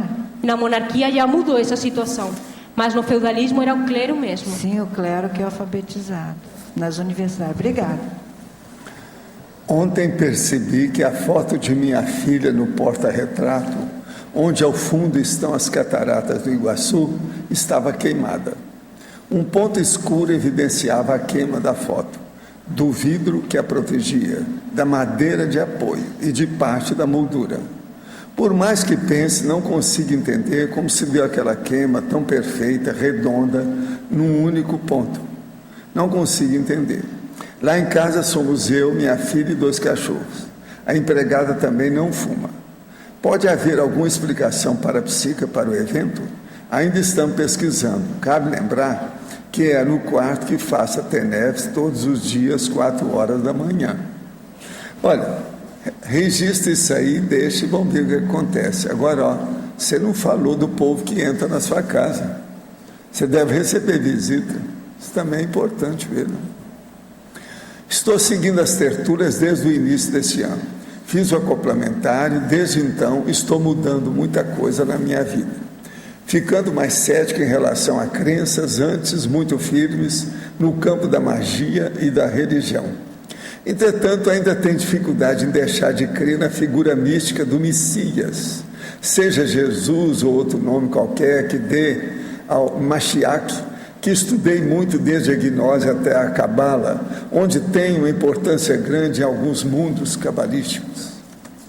O que eu posso fazer para seguir na conscienciologia? Devo renunciar tudo o que aprendi até hoje? Existe correlação lógica entre os estudos da Cabala e o extrafísico? Olha, tem muita bobagem, né? É-se de cortar fora para nós, mas a gente respeita quem é da Cabala. Agora, o que se passa? Mas deixa para lá. Você é o seguinte, vê o que você faz, estuda mais. Agora, eu daria como recomendação ideal, no seu caso, é você trabalhar com estado vibracional e mexer com as energias. Isso vai melhorar e fazer assim uma, vamos dizer, uma limpeza de todos os seus processos de bloqueio na cabeça. EV, estado vibracional, pode te ajudar muito. E outra coisa, mantenha seu espírito autocrítico e heterocrítico sobre tudo, inclusive sobre a conscienciologia. Não admita nada, lembre-se, olha lá, princípio da descrença. Faça a sua experiência. Há 10 dias enviei um pedido de ajuda para a pessoa com ideia fixa de suicídio. De fato, ela ingeriu chumbinho e quase dessomou. Fiquei com ela o tempo todo por uma semana. Quando cheguei à sua casa, senti um ambiente pesado. Mais tarde, ela começou a manifestar psicofonia. Ainda não sei exatamente o que fazer nessa situação e, percebendo que a consciência não iria embora, comecei a conversar. Dialoguei por umas 3 horas. A consciência dessomou no fim do século XIX, no Rio Grande do Sul, após assassinato seguido de suicídio. Confesso que aprendi muito e fiz atrás do que pude. O senhor acha que fiz certo? O que fazer nessa situação e como posso me aprimorar na prática parapsíquica? O problema é dar força para essa pessoa que já cometeu aí a tentativa de suicídio, para ela dominar a energia e não deixar ficar com possessão. Isso é uma possessão, é preciso ter cuidado. O processo da psicofonia aí é a moldura apenas da coisa. O que interessa, que a coisa mais braba, é excluir a possessão da pessoa. Para isso é preciso dela mexer ela mesma com a energia, estado vibracional e melhorar os pensamentos, porque senão pode acontecer mais coisas. Meu marido tem reclamado que algo, aos moldes de um para-aparelho, tem sido plugado na altura da sua coluna, gerando a seguir: incorporação de consciência. Apliquei a arco voltaico 2 vezes e na segunda ela desplugou. Ele tem acordado extremamente cansado, tem tido acesso de raiva muito grande. Isso aí parece, gente, será que o seu marido já mexeu com os processos africanos? Alguma coisa aí, porque esse aqui é típico. Eu completo 3 meses de TENEPS em novembro. Nas projeções tem situações de exteriorização intensa de energias para consciências que estão muito enfurecidas comigo. Também me lembro de exteriorizar energias para objetos. Esses foram destruídos intrafisicamente, mas ainda há réplica extrafísica dos mesmos. Estou com percepções corretas? Não, isso é bobagem, corta fora. Não fica fazendo evocação, nem leva isso em fantasia. O senhor acha que nesses 3 meses tem estado com assédio, ao invés de estar na TENEPS, que deve fazer? Não. Possivelmente você está com um amparador que está te ajudando. Agora, você tem que fazer a sua parte e ficar mais firme dentro do processo. E outra coisa, cuida do seu marido, porque aí não é só você, tem seu marido nessa história. Olha bem, coloca aí, dirija, oriente as energias para o seu marido. E outra coisa, faça arco voltaico no seu marido, que isso aí vai ajudar. Você já viu o que você fez, a coisa melhorou. De modo que você tem força para melhorar e acabar com o processo da semi-possessão que ele está vivendo. Sr. Valdo, você comentou que o feudalismo inspirou a escravidão moderna, né? Aí eu queria entender assim, por que o feudalismo... Eu não entendi, você falou o que é que o feudalismo fez? Inspirou a escravidão moderna. Sim. Tá. Então eu queria entender... Mas e a igreja também é que inspirou o feudalismo antes. O negócio vem tudo pela igreja. Tudo é um processo de cristianismo. Então era isso que eu queria saber, porque tinha escravidão no Império Romano. Inclusive o sistema era um sistema escravista. E depois a igreja começou a fazer a escravidão. O que é a cela dos conventos? É a escravidão. O que é o juramento de obediência? Escravidão. Lá não tem princípio da descrença, não existe isso. Você tem que crer, admitir e obedecer cegamente, acabou, é o dogma. Agora, o cristianismo jogou tudo isso no buraco. O erro dessas coisas todas aí, tudo, eles inspiraram essas coordenadas todas. O hitlerismo, o nazismo, foi tudo inspirado na Igreja Católica. É só observar, vamos estudar história, é isso que eu estou falando, vamos estudar historiografia. Quem estuda historiografia fica arrepiado com o cristianismo. É um conjunto de coisas ruins que tem aí. Agora, atrás do cristianismo, antes disso, tem um outro negócio, que foi aonde o cristianismo nasceu. O que é? Os judeus. O pan-judaísmo é a base de tudo isso aí. Por quê? Jesus Cristo era judeu. Agora veja, Estão brigando até hoje, eu vivo falando isso aqui. Israel está aí, arranja jeito. Vocês viram um dia desse que o Sarkozy, lá o francês, falou com o Netanyahu, aquele cara, que ele mente. Saiu isso no processo da televisão. Vocês viram isso? Você viu, não foi? Veja bem, eles até mentem para manter o negócio. Por quê? O segredo é a alma do negócio. E ele está doido para jogar bomba no Irã, para acabar com aquilo tudo lá. E a turma não deixa, né? Ainda estão segurando para ver o que dá. Mas ele está doido, tá? Você está entendendo? Está ansioso.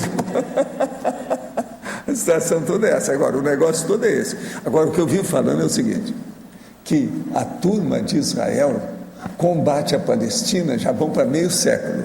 O que é que se passa com isso? São primos brigando entre eles. Por quê?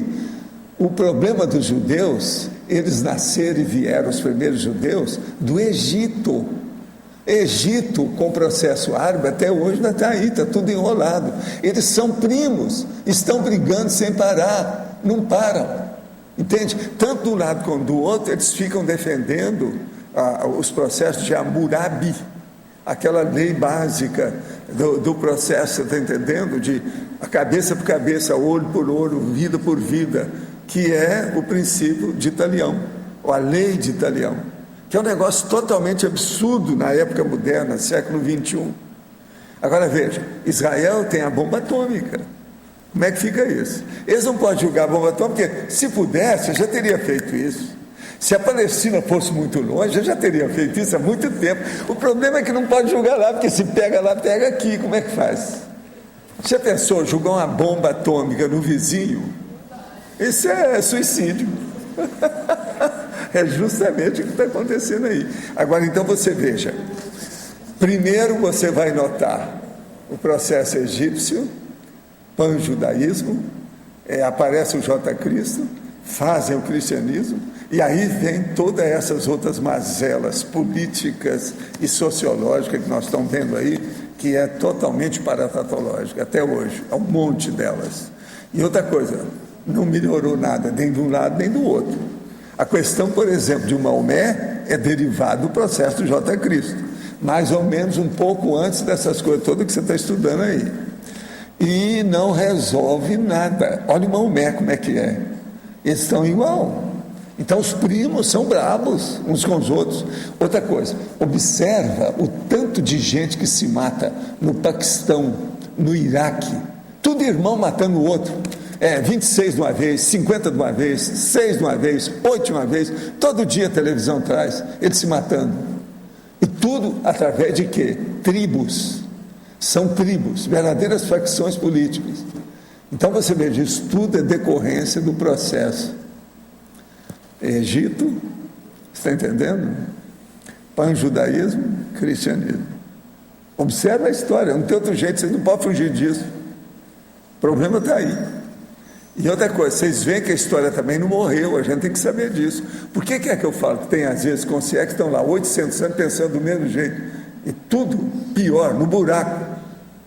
Por quê? A história é isso, o negócio não mudou nada. Gente, em nome de Jesus Cristo, olha o tanto de gente, são milhões de pessoas que morrem, ainda hoje, tudo em nome de Jesus, seja direto ou indiretamente, tudo é J. Cristo. Observa bem como é que é isso. Então eu digo para vocês, ele tem dado mais vida ou tem dado mais morte? Tem muita gente que pergunta isso, é um ponto de interrogação. Olha o tanto de guerra, tudo em nome dele. Não é só as cruzadas que foram faladas aqui não. Cruzada é coisinha pequena. Teve coisa muito pior do que isso.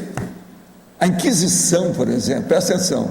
Até hoje ainda tem Inquisição. Olha bem, o Papa, que é o chefão da Igreja Católica atual, ele era da juventude hitlerista. Como é que é possível um troço desse? Tem até aquela dona que eles queriam que ela falasse com a Igreja Católica. Não, com esse aí eu não falo, porque ele é nazista. O Papa eu não falo. Falou agora, saiu isso. Você leu o negócio? Impressionante. O povo está começando a falar a realidade disso. Agora veja, é preciso colocar e vir a furo, fazer o refluxo dessa história real, desse problema todo, principalmente as coisas do cristianismo, para mostrar essa realidade, como é que é. É muita tapiação, gente. Séculos.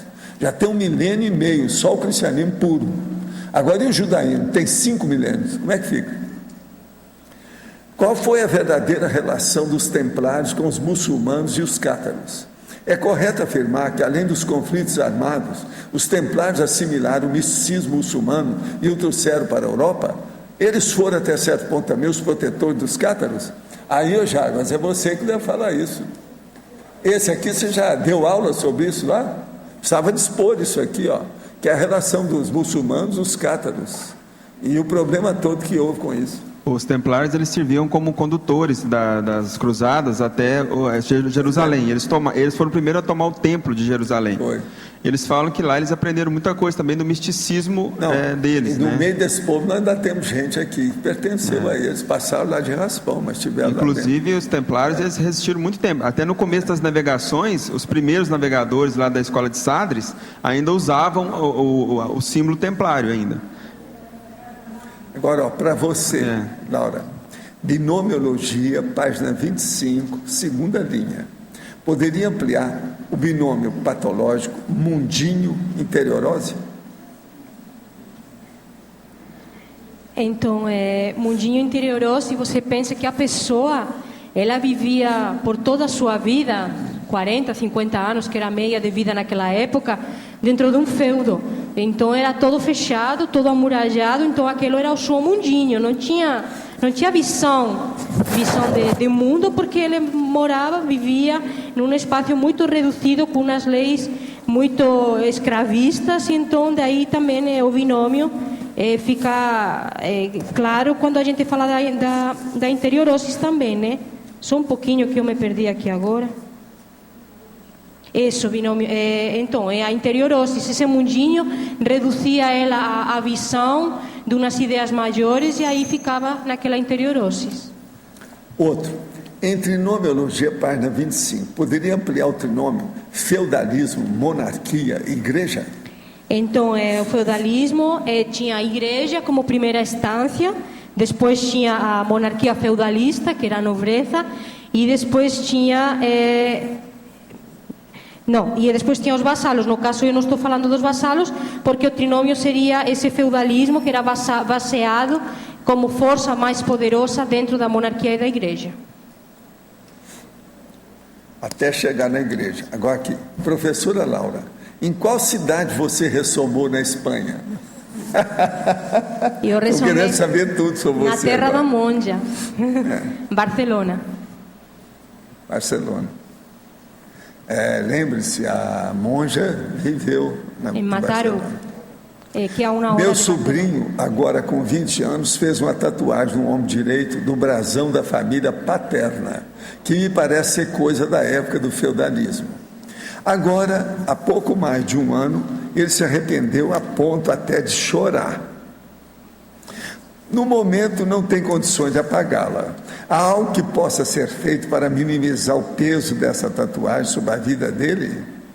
Observação: a brasão da família Fratini, onde ele colocou as iniciais do nome da mãe e do pai. O pai dessomou alguns meses depois que ele fez a tatuagem de acidente de moto. Isso aqui hein? Está vendo só a família, o brasão da família e o cara andando de moto e morre. Essa eu vou te contar, juntou a coisa ruim do passado com a coisa ruim do presente. Terrível, né? Mas vamos pensar positivo aqui para ajudar o nosso amigo. Agora, a melhor coisa que tem é o seguinte: hoje eles estão fazendo aí algumas coisas para modificar as tatuagens. Tem o raio laser, tem umas coisas, seria bom estudar isso aí.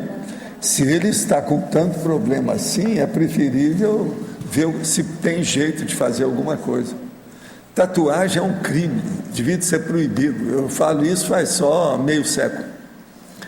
Iniciei a prática da TENEPS há uma semana. Hoje, depois da prática, que ocorre às 6 até às 6h50, fui dormir mais um pouco, me sentindo leve e tranquilo. Acordei um pouco agitado e nervoso. Fiz circulação de energia diversas vezes, mas após um banho melhorei 100%. Que poderia ser? O senhor pode falar algo? Não, isso aí é preciso de ver o que você está fazendo, como é que está como é que estão esses dias na sua vida, com quem você está se envolvendo, trabalhando, tendo contato. Isso tudo é importante para ver o seu momento evolutivo. Olha bem o que é que você passa para você esclarecer isso melhor. O feudalismo continua nas partes mais pobres do Brasil? Só mudou o nome para coronelismo? Há alguma diferença? Você já viu falar no coronelismo, né? Não. É mais ou menos a mesma coisa. Aí então poderia ser... O Nordeste tem muito disso ainda até hoje. Aí seria o neofeudalismo, então, que a gente está falando no final do debate. Ô, Laura, aqui no ar. Sim. Uma das personalidades, assim, acho que, no meu ver, assim, é mais ícone, né, desse período é o Carlos Magno. Você chegou a estudar alguma coisa dele? Qual a relação dele com esse desenvolvimento do feudalismo? Pouca coisa, Jarbas. O que eu vi é o que você falou, que foi o mais poderoso, ele que instituiu mais as leis e a estrutura do feudalismo mesmo. Mas não aprofundei.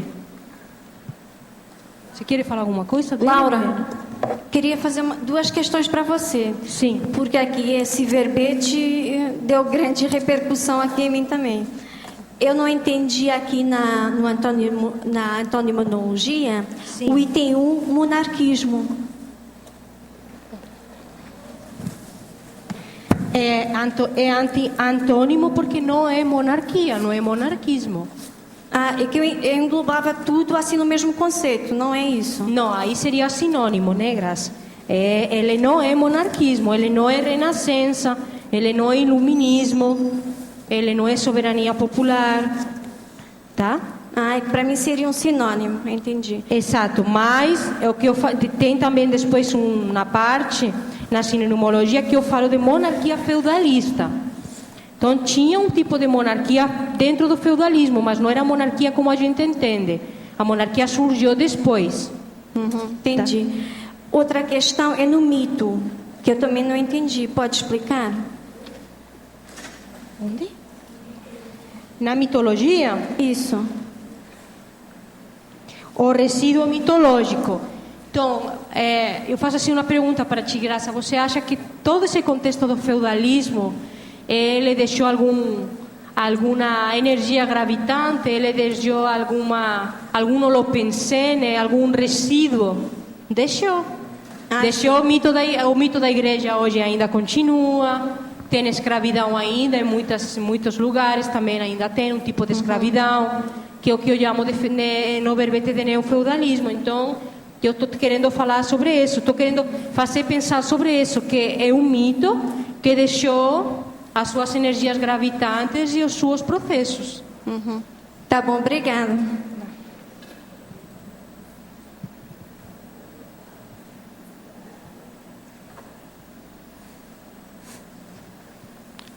Laura, letra B, João Melo. Ô, Laura, você podia expandir um pouco mais do neofeudalismo, além das energias gravitantes, algum sistema de relação que ainda mantenha características do feudalismo? Agora, na época atual? Isso, atual. Então, eu me retomo de novo à frase enfática, onde eu falo do neofeudalismo, né? Então, o neofeudalismo, ele está enmascarando ainda um comportamento feudalista, por exemplo, dentro da ditadura, né?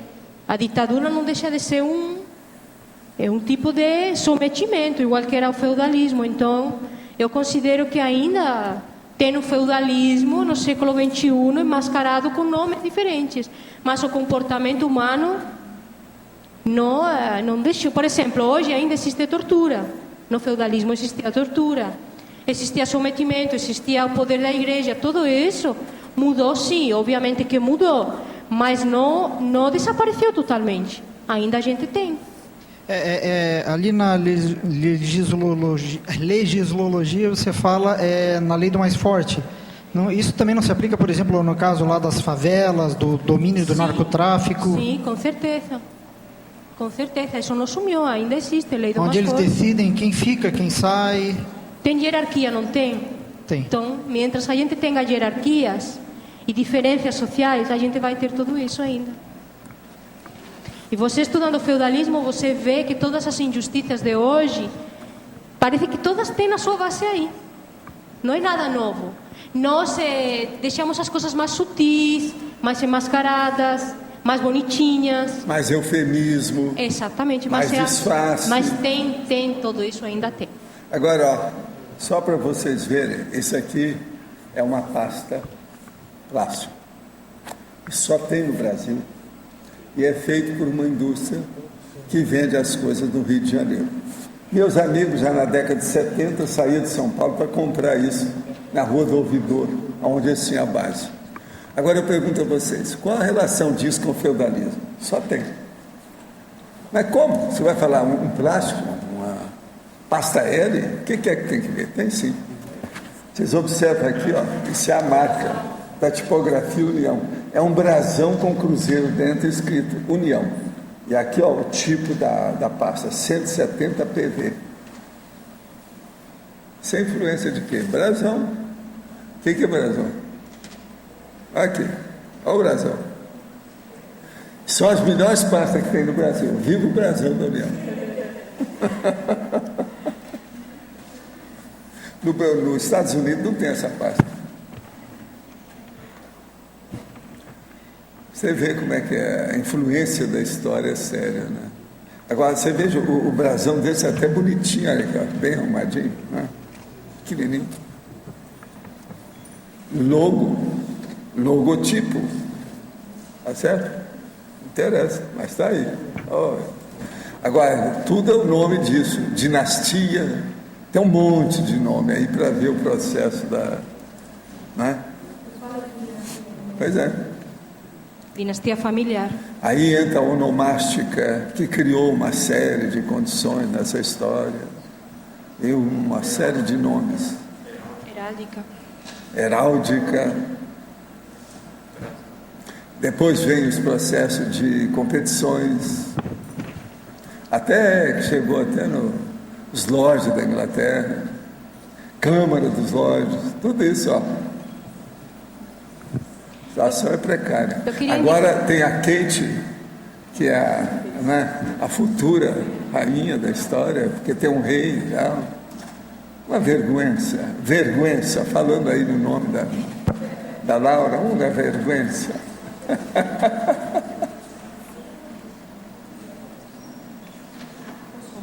Eu queria indicar para as pessoas que se interessaram pelo feudalismo o livro que eu achei mais completo, este aqui. É do Jerome Basquiat, A Civilização Feudal. Este aqui. Eu acho que o que tem aqui na epígrafe está na bibliografia, sim. É quizá o mais completo de todos os que eu li. Este aqui também é muito bom, porque o feudalismo está também na bibliografia, mas ele é mais técnico, parece mais... Fala mais de leis, de direito mesmo. Eu tive um pouco mais de dificuldade de entender a causa dos conceitos.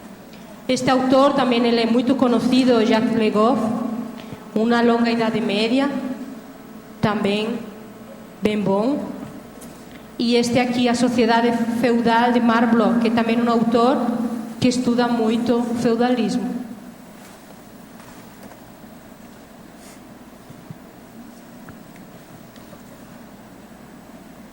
Para quem se interessar. Aí eu quero te perguntar se alguém aí recebeu algum feudo do papai, etc. Às vezes recebeu, tem gente que recebe. Certas heranças são feudos, né? Não é isso? Somente no dólar, no déficit. Laura, sim. Na página 26 você tem a geopolítica, né? Você pegou esses países aí, Alemanha, Espanha, etc. Sim. São os países onde o feudalismo, vamos dizer assim, se destacou mais. Ficou mais consolidado. Isso. Né? Agora, em outros países, se teve ideia de... Houve também... Sim. Outros países da Europa, eu estou dizendo. Né? Deve ter havido alguma coisa em menor escala, não sei. Acho que sim, né, Milena? Na Itália se devia ter também, né? Provavelmente. Mas os mais estudados são esses aí, né? Tá ok. Arlindo, o que a gente estuda é que os países ibéricos, eles tiveram um feudalismo bem diferente em relação porque não tinha essa divisão que a gente entende hoje, né? Os países. mas da Itália, daí é diferente dos países ibéricos, do feudalismo que teve mais na região da França, enfim. E depois você tem o Império Romano do Oriente, que ele permanece, né? Ele não tem essa característica do feudalismo. Então tem uma outra tipo de caracterização. Agora, pelo que eu entendo, eu não sei, eu não sou especialista, mas esses países feudais é que criaram as monarquias mais fortes depois, eu não sei, estou perguntando, eu não sei. Talvez, né? Porque aqui sim, tem Espanha, a Espanha e França, sim, Inglaterra, tudo criaram monarquias fortes, parece, né? Não sei. É o processo europeu. É, a Europa, né? A política europeia. Para estudar feudalismo tem que ir na Europa, né? Para entender bem. Até hoje eles ainda estão em luta lá com a situação. Olha o caso da Grécia. Vocês viram que o beliscão foi apiado, né? Colocaram o homem na rua. Ele não teve mais ambiente. E ele falou que vai voltar. Como é que é possível, né? Com 80% de impopularidade, pois esse cara quer voltar. Ainda está falando que vai voltar. Berlusconi, via. Agora ele compra muita gente, tem muito dinheiro, né? Ele é um dos caras mais ricos da Europa, né? Pois é. Não, mas isso é no Brasil. Agora, será que a Itália está ao nível do Brasil? Quer dizer, o Brasil é uma vergonha.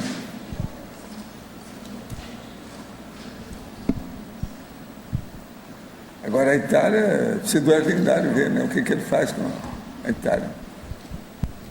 Vamos ver o que é que você se mexe aí a resolver essa situação. Não é fácil. Agora, Laura, eu não posso falar aqui mais 500, que o povo está criando problema com isso. Então, eu vou pedir para todo mundo, quando acabar assim, a tertúlia, fazer mais 10 verbetes. 10, ninguém pode reclamar. Vocês estão certos? Que é uma vergonha. Eu vou ter que rebaixar o meu score para ajudar o povo. Morro de vergonha de fazer isso, mas vou fazer doravante. Então, eu espero mais 10 verbetes seus nos próximos meses. Tá bem? Daí? Nossos comerciais, por favor. Obrigada. As pontuações da tertúlia de hoje foram 81 assinaturas no livro de presença, 20 perguntas presenciais, 24 perguntas respondidas online, 43 votos presenciais, 18 votos online. Hoje temos 4 recados. Alcira e Djalma, primeira Jornada Internacional de Conscienciometria, Daiane, Escola do Parapsiquismo, João Paulo, Fundamentos da Conscienciometria, Eduardo, Curso Alco-Voltaico. Boa tarde. Gostaríamos de convidar as pessoas interessadas e automotivadas a participar da primeira Jornada Internacional de Conscienciometrologia, apresentando as suas pesquisas nos dias 6, 7 e 8 de julho de 2012. O professor Djalma vai falar sobre a temática. A chamada de trabalhos, para quem tiver interesse, já está no site da Conscius, www.conscius.org.br. Vocês podem fazer o download e dar uma olhadinha. Vou só dar uma passadinha rápida nos temas. São 11 temas. Eu vou comentar 3 principais, que é, por exemplo, conscienciometria e especialidades da conscienciologia. Então tem uma abrangência grande. Todo mundo que tem a pesquisa, que tem algum tipo de afinidade, paralelo com a conscienciometria, por favor, pode apresentar. Agora tem outros bem específicos, como consciencobaia e exemplarismo tarístico, e parapsiquismo conscienciométrico interassistencial e outros. Quem quiser, dá uma olhada na chamada de trabalhos no site da Conscius, vou repetir, www.conscius.org.br, e o prazo final para entrega é 6 de janeiro de 2012 dos trabalhos. Todos convidados, muito obrigado.